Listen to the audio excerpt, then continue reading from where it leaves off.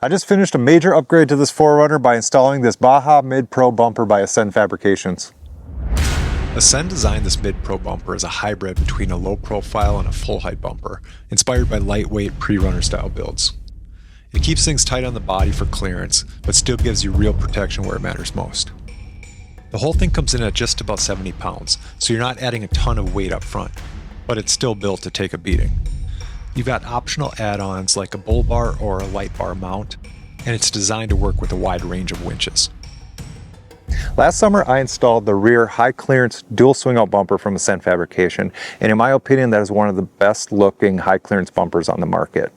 The engineering and craftsmanship that has gone into that bumper were the reasons that I started to look into this bumper. Over the course of this video, I'm going to walk you through step by step the full installation of this Baja Mid-Pro bumper. Before getting into the install, I stopped back at Ascend Fabrications. I was here previously when I picked up my rear bumper, so it was cool to come back and spend a little more time seeing how these come together. Talking with Alec, you can tell there's a lot of intention behind the design. Every angle, every mounting point, it's all thought through for real-world use, not just how it looks. The Baja Mid-Pro starts right around the $1,000 mark, and then you can option it out depending on how you want to run your setup. Getting a chance to see him actually welding these up, working through the materials that go into each one, it gives me a much better sense of the kind of build quality I'm getting. Once I got home from Ascend Fabrication, first thing I wanted to do was get this bumper coated. You can pay extra to have it powder coated, but I've always preferred using truck bed liner. When it gets scratched or chipped, I can just quickly touch it up. My process is simple: light sanding, acetone wipe down, a couple coats of self-etching primer, then 2 coats of bed liner. Nothing fancy, just something durable and easy to maintain. So here's what we're going to be replacing. This is the C4 Low Pro bumper. I've had this on the 4Runner for about 3 years now.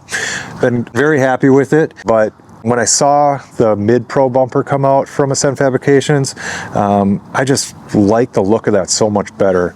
And plus I get full protection up front all the way across. I get a little bit more clearance on the sides. And you know, this thing has the light bar on it, which I don't need that. I'm going to be installing 4 big light pods on here.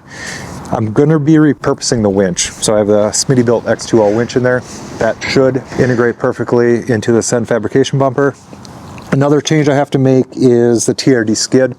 Alec at Ascend Fabrication said it will work, but it'll be very tight and very close. So I'm going to be replacing the TRD skid. I have RCI skids all the way, the rest of the way on the 4Runner. So I do have that intermediate engine skid that integrates with the TRD skid. I'm going to be replacing both of those with a full RCI engine skid. Other than that, I'm really excited to get started on this project.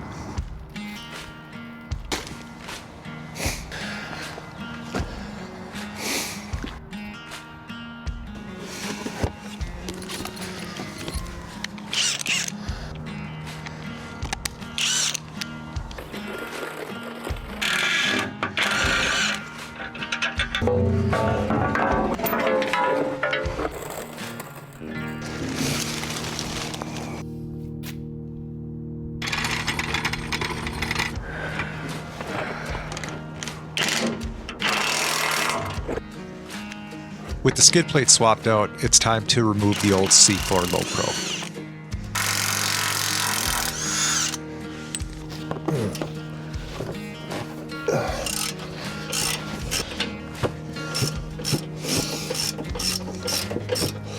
All right, one step before I lower this C4 bumper that I want to make sure I cover.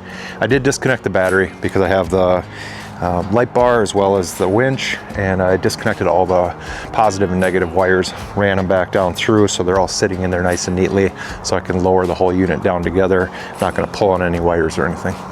All right, so I have the Low Pro bumper all loose. It's only being held on by 2 bolts right now. I'm going to go get some help. We're going to get this thing off.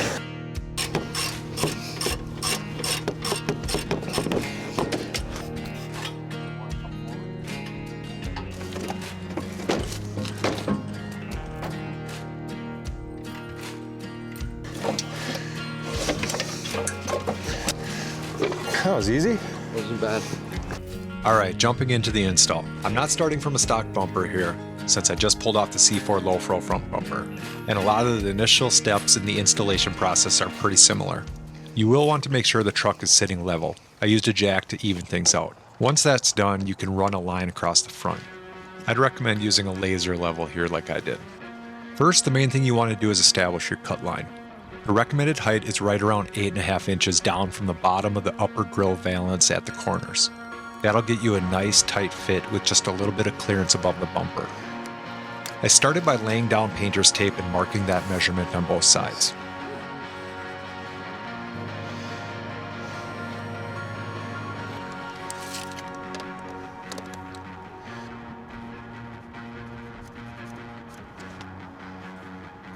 As you get closer to the fog lights, the line starts to change a bit. Instead of staying perfectly horizontal, you're tapering down and around the lower edge of the fog light housing, then blending that back into your main cut line. Take your time here. This is one of those steps where accuracy really matters before you make any cuts. All right, I have everything marked out, ready to start cutting. Talking to Alec at 7 Fabrications, he does recommend using a multi-tool. He'll do a nice job of just cutting really clean. I've had good luck with a Dremel, with a plastic cutting blade. It does spray a little bit of plastic, like hot molten plastic at your face. That's why I have the shield here. But I don't have a multi-tool, so this is what it's gonna have to do.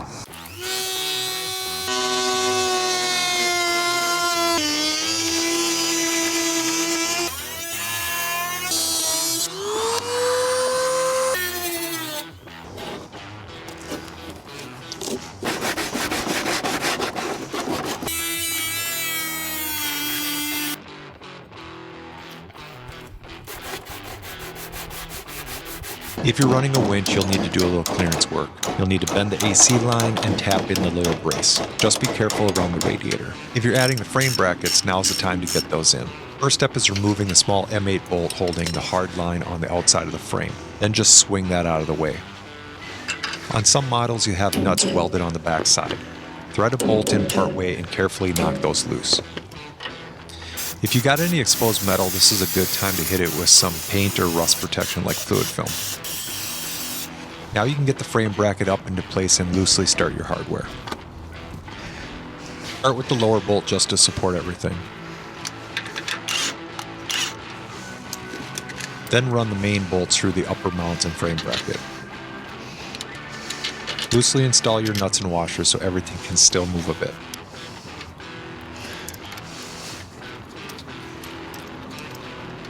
Up top, reinstall the smaller bolt, making sure the hard line is positioned correctly. And finish by snugging up the upper and lower bolts to lock everything in.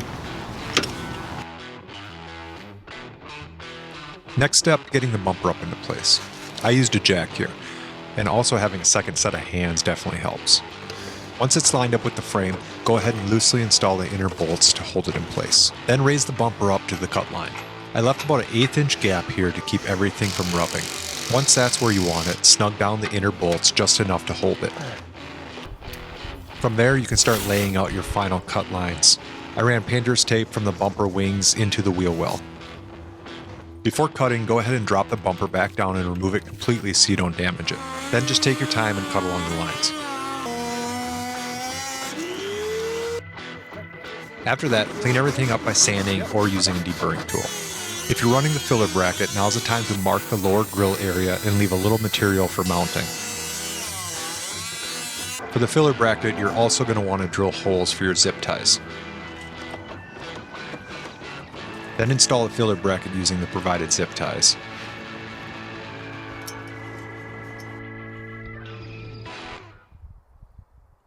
Now for the final install.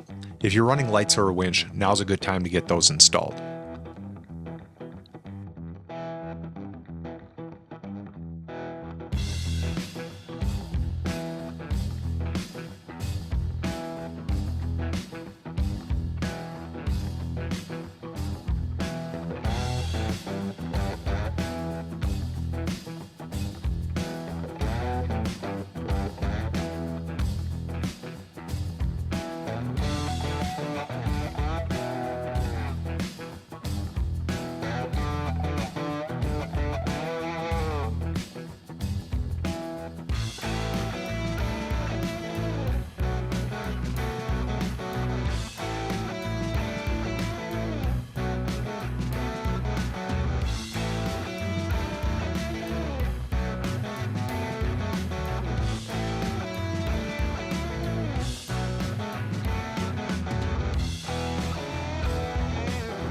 Now bring the bumper back up into position.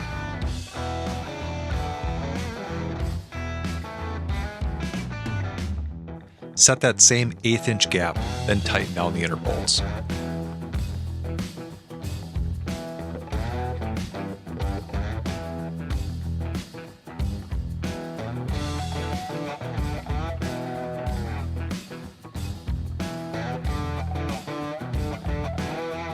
From there, install and tighten the outer bolts on each side.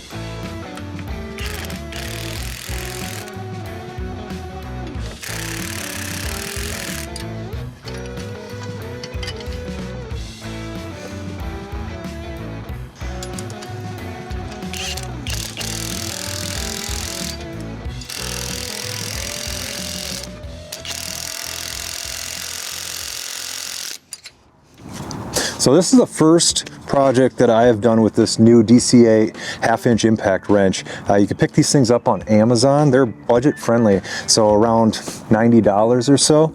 And what you get for that is pretty insane. You get the 2 batteries, a charger.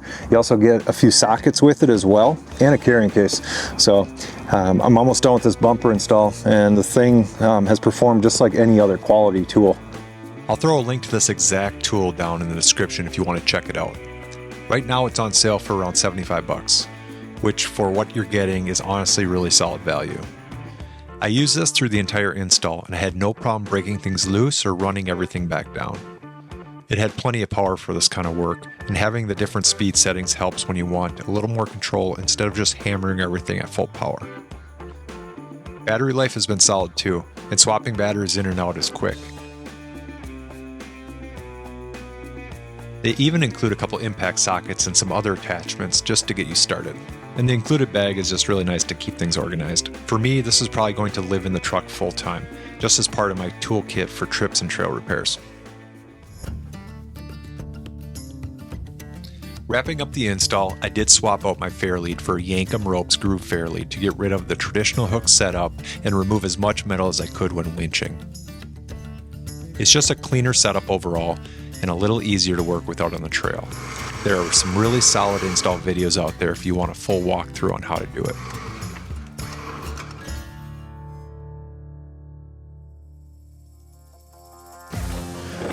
From there, it's just buttoning everything up.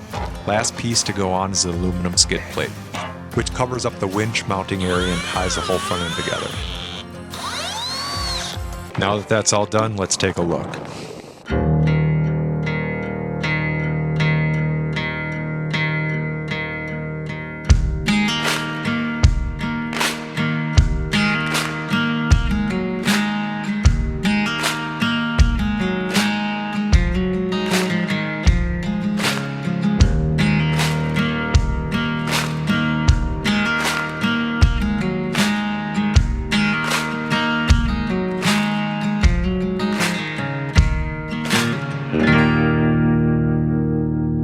Well, that wraps up the install of this Ascent Fabrication Baja Mid-Pro bumper. I gotta say, I love how this has changed the front end of the vehicle. You know, this is a really easy installation. You know, the hardest part was just getting this bumper cover cut, making sure that everything lined up perfectly. After that, it's really just bolting this thing on. I'm going to put their website in the description below. Go ahead and check them out. They have a lot of great options for a variety of Toyota vehicles. If you enjoyed this install or are just interested in overlanding in general, go ahead, do me a favor, like this video, hit that subscribe button, and I'll see you next time.